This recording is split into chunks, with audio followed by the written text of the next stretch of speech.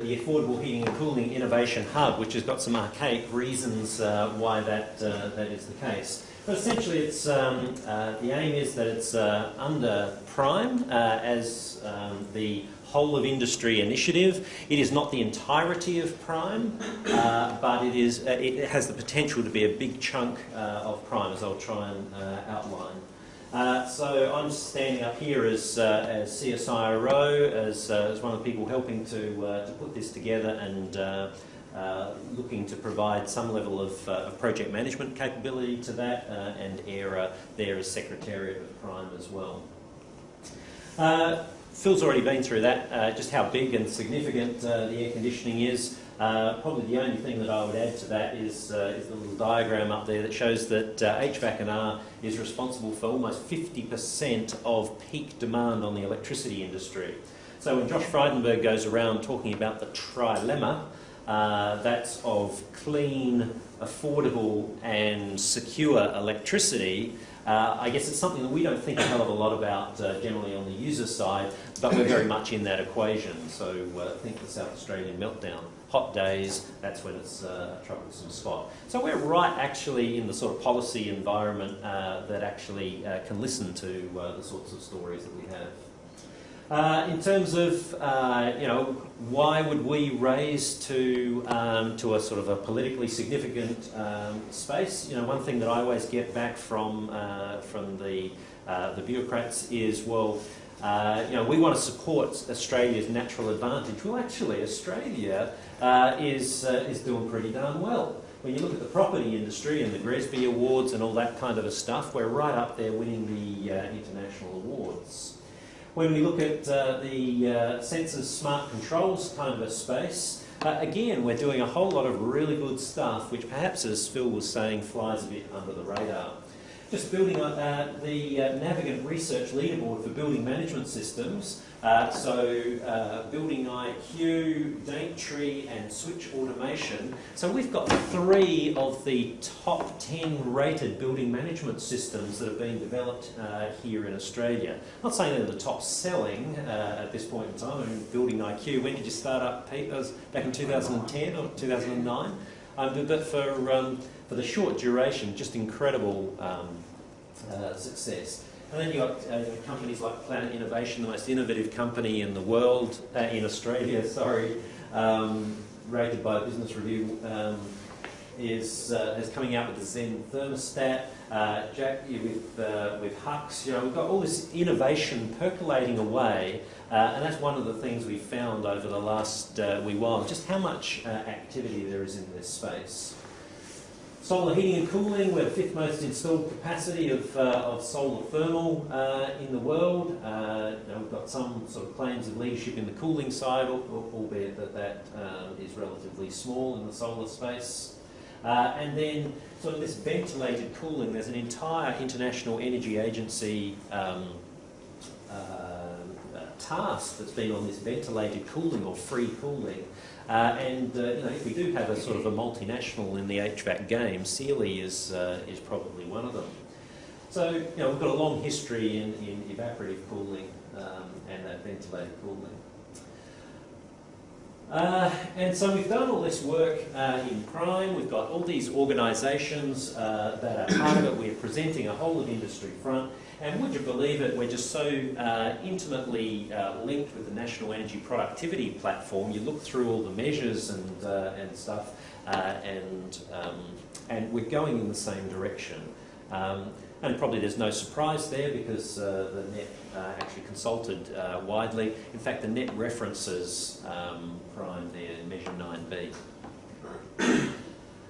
So Prime has gone away, and Phil has said, we've come up with the 204 things. We've listed the things, we've prioritised them, we've prioritised also according to emissions reduction. So we've actually done a lot of the hard work already, and no surprise it came out in the net. But if you look at some of the policies at the federal level, and sorry I didn't bring in the refrigerants side of things, but this is predominantly on the energy side of things. You've got the National Energy Productivity Plan, You've got ARENA, which now has energy productivity coming into its purview. And there is this thing called mission innovation, which Prime Minister Turnbull at Paris COP21, along with all the OECD leaders, said that they would double public sector clean energy R&D. So what does that say? There is an intersecting space with all these sorts of policies here, which is around innovation and job creation, knowledge sharing and capacity building to address emissions reduction, particularly in the energy industry, and emissions and electricity system integration. It is all a beautifully harmonised spot ready for us to be able to contribute based on 5 years of work that we've been doing. As an agenda, though, let's be clear here that this is an innovation agenda, it's a jobs and growth agenda, it's a very positive agenda of what we can do to bring forward and put HVAC in Australia at international level.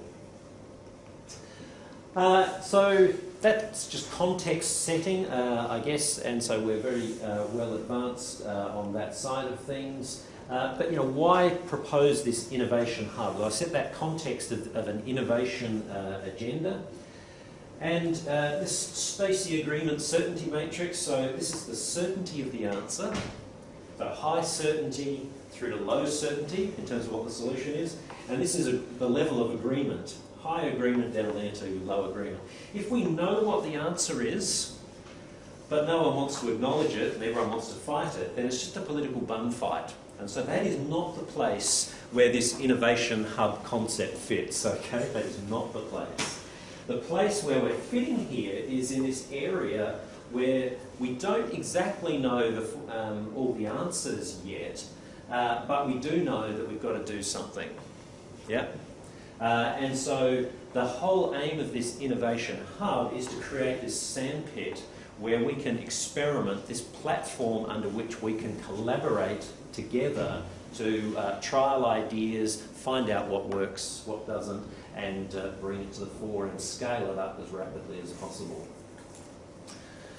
So what we're doing in this collaborate to innovate theme there is we're creating this industry transition network, and I think Prime has already done that job of bringing everyone to the table, but now it needs the resources at a new scale, I guess, to be able to enact that part of it, but also to act as an innovation catalyst.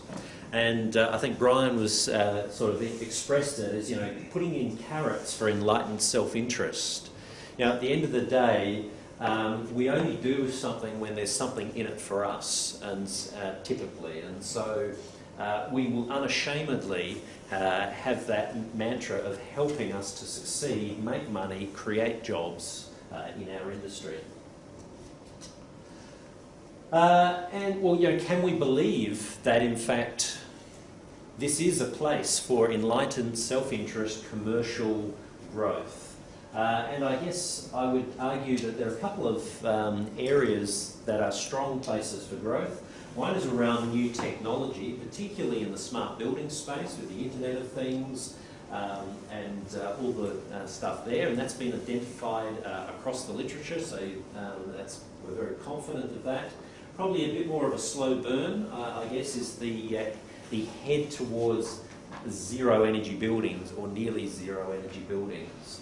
Essentially, jurisdictions around the world are starting to regulate for that. It's probably only a matter of time before we do it in Australia. Is it in the next 5 years, 10 years, 15 years? But essentially that is coming upon us. So as an industry, there's a lot of change that we're facing right now. And so with change comes lots of opportunity. We did a technology foresighting exercise at the AIRAH Future of HVAC conference. And we literally asked 147 experts from our industry, what do you think the future will look like? And there's lots of behavioural type things. But from a technology point of view, building control systems were perceived argue, if it's against the 147 experts, that our control systems, our buildings are in the mainframe age of computing and haven't yet advanced to the power we have in our mobile phone, the app age. And so there's a hell of a lot of opportunity for us to innovate, and as I said, Australia is already playing a really strong role in that area. So that's sort of why, in the context of where it fits, and then this then, and you can see this on your in the green brochure on page 3 there. These are, I guess, the activities which are what we would call collaboration platforms under which we can do this this innovation. So these are the core activities there. Living laboratories I'll talk to, research I'll talk to, industry road mapping, so that's continuing the work that, that Prime has already been doing, gathering together the barriers and the solutions and charting our way for the next decades to come. We want to start Australia's only building services major at an educational level. We've been the Prime work said that we were sorely let down by the lack of education in our area. And clearly, we've already heard from what Phil was saying, that we need to come to the table with codes, standards. We need to come to the table with an evidence base so that we can argue the case for change in that space. But I'll just focus in just a little bit, just to give you a sort of a hint that each one of these activities has got a bunch of work intended underneath. So the living laboratories, and that's your green folder. That is the sub activity that goes in the 6 here. This is where what we've done is we want to create a platform for collaboration in each of the key building typologies. So the commercial buildings baseline study has identified how many tonnes of CO2 per year occur in each of these major building typologies. So how do you go about changing that? Well, one opportunity is to literally do single showcase buildings, and I think that's a good thing to do. The twist on this is that we want to, in these living laboratories, create a flexible space inside each building typology where we can bring different technologies and building products into that space to test them out in a live environment. So it's not just one demonstration, it's a place where we can bring many demonstrations of different things. Product manufacturers can bring their product to the client to have it tested in an environment that's already ready and flexibly able to take that. So we're well advanced with one of Australia's main retail shopping mall entities there. So very likely to get a chunk of shopping mall to play in. We've got a bunch of conversations with some hotel chains and working with government to identify hospital and education buildings where we can get, you know, in the retail thing, they understand the idea of a concept store. This is sort of a concept HVAC store, and that's the kind of thing in each of these typologies. And so that's a place where we can all collaborate and bring out innovation and accelerate innovation. Similarly, in the research activity, what we think that, and this covers across all of the things, is the availability of data is kind of really crucial, and this goes to the measurement part of Prime. So what we're essentially saying is that we want to create a platform that makes the data side of it dead easy. So capturing data, cleaning data, tagging data, making it available through secure processes so that you can allocate your data to different people and things like that. And then that platform is a place that we can innovate off as well. We can innovate in terms of products and services. We can innovate in terms of using the data, so fault detection, diagnosis, things like that you can do off the data. Similarly, actually acquiring the data, sensors and things like that actually being the things that supply data. So data and information, I guess, is at the core there. And once we have that kind of data availability, I've sort of gratuitously acquired a slide there from Artesian, which is one of the venture capital companies that particularly focuses on the seed area. And what they're looking for is capital efficient innovation. And if you've got all that hard grunt, and Pete would talk to the hard grunt of CSIRO handing over MATLAB code and trying to make that into real commercial product. Now, if we've done that grunt work bit, then people can do the innovation bit on top of that, and then they only need small chunks of cash in a relatively automatic way. And that takes a lot of friction out of innovation. So, these are ideas. These are the structures or the framing of it. The actual detail under each one of the activities is still well and truly up for grabs. And at the end of the day, it has to make sense to industry to come on board to make this a really impactful thing across Australia.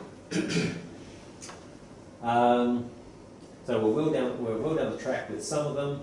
Some are really we haven't looked at hugely. In terms of today, we want to focus in on the design co-creation labs or design studios kind of concept that there. And that design studios concept is so the living labs was kind of about bringing product and probably had a very product oriented focus when I was talking about that. This is kind of that integrated building design where HVAC needs to get in earlier in the design conversation, I guess, if it's to provide system level efficiency gains. So we're going to focus in on design co-creation and also research. We've already done a bunch of work in Prime around research collaboration and stuff, and we want to sort of tease out some of the issues there. Haven't got time to go into all of it, but we need your input. So what's the headline items? I guess from the innovation perspective, what we're saying is we're going to create a collaboration platform that takes us from ideation through validation to commercialisation. So a bunch of the activities providing that sort of seed activity, and then you can bring what you have developed, you can bring it to university and CSIRO research labs, you can bring it into living labs in real live spaces, and at the commercialisation end of the spectrum, through going through this, there'll be access to CSIRO's $200 million venture capital fund that's just starting up at the moment, amongst other sources of capital. And so, that's our pitch, I guess. From an innovation perspective, it's new jobs, it's growth in Australia. But we also want to have a very clear pathway to zero energy buildings, and I guess the way we want to do that is we want to create the platform for sharing, for mobilising resources, and that training to build capacity in our industry. I guess the showpiece or KPI around that is probably around the number of projects where we've got in earlier in the spectrum in that sort of design co-creation, design studio type approach, and if we can sort of be involved and enhance HVAC in say 10 projects greater than 100,000 metres squared floor area, we would have done a good job. And last one was HVAC skills for the 21st century. We want to work in the classroom, but we want to help universities to get their students a much more rounded education in HVAC. We want it integrated with the BET system, and we want it integrated into these design studio processes so people are participating in industry as they go. And we also want a much more entrepreneurial flavour there, which we think we can all these collaborative platforms help to achieve. So that's kind of where we want to make a difference. In terms of a structure, we expect to set up some sort of entity with a board that has governance over that. In terms of the day-to-day administration, that's between AIRAH and CSIRO. Funding, initial backbone funding from government is what we'd be looking for, but some kind of mechanism where industry pitches in as well, and I think we'll sort of come to that later on in the day, with an expectation perhaps that because it's an entrepreneurship, entrepreneurial flavoured thing, IP royalty is starting to appear, with an aim to be self-sufficient by year 6. So I've really bombarded you with a truckload of information there, and I guess we got a chance to tease some of those things out over the day, and certainly happy to take questions on that right now. So do we have any questions of Stephen at the moment? Stephen, 100,000 square metres, is that total or per project? Oh, total. Let's go with that. Pretty low bar. Well, so where is it going to be? I guess, and I guess we'll refine all of these things. One of the things I think that we kind of wonder about is to what extent the premium office building spaces is already doing a good job, and so is our role in that space versus perhaps in the mid-tier or something like that. Yeah. So what does affordable mean? I know what it means, but... Oh. No. Sorry. I've changed the PowerPoint presentation. In this thing called Mission Innovation, so yes, I told you it was an unimaginative title. In this Mission Innovation, doubling clean energy R&D, internationally it has been decided that there are 7 innovation challenges that must be addressed, and one of them is affordable heating and cooling. So we've just gratuitously adopted that as the title because it fits, and obviously that is our industry, is heating and cooling and cost-effective heating and cooling.